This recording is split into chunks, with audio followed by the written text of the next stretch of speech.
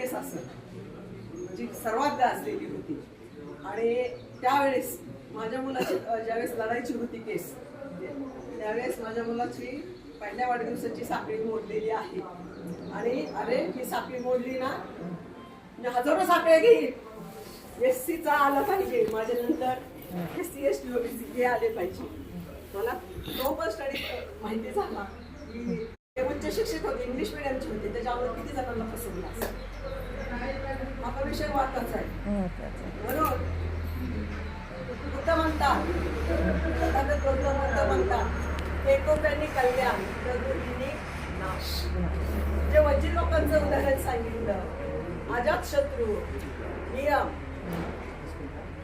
नियम जर असेल तर तुम्हाला कोणी हरू शकत नाही. अजात शत्रू राजा, वज्जी लोकांचं वैभवशाली राज्य त्या ठिकाणी अटॅक करू इच्छित होता.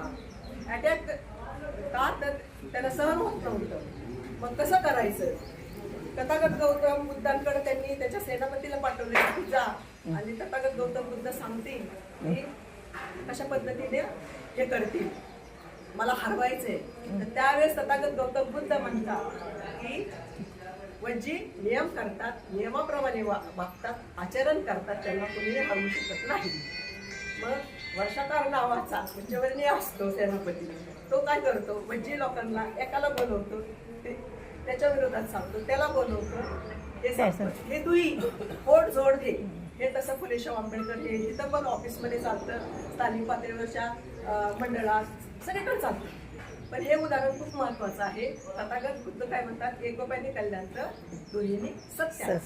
मग काय घ्यायचंय? आज जी काय आज परत दिवंगत आपले गायकवाड साहेब गेले नाही का, ते पण खूप कोसाहेबांबरोबर कोसाहेबांचं खूप कौतुक करायचे की ते म्हणायचे की एवढ्या मोठे तुम्ही इंग्लिश मिडियमचे त्या काळातले, कारण तुम्ही खूप मोठ्या पोस्टला असायला पाहिजे. ती खंत वारंवार व्यक्त केलेली आहे त्यांच्यापुढं. ते मला ते सुद्धा आवडलं, त्यांना सुद्धा अभिवादन करते. वाईट वाटलं मला आल्यानंतर, मला कोसाहेबांनी सांगितलं ते घराण्याचे कार्यकर्ते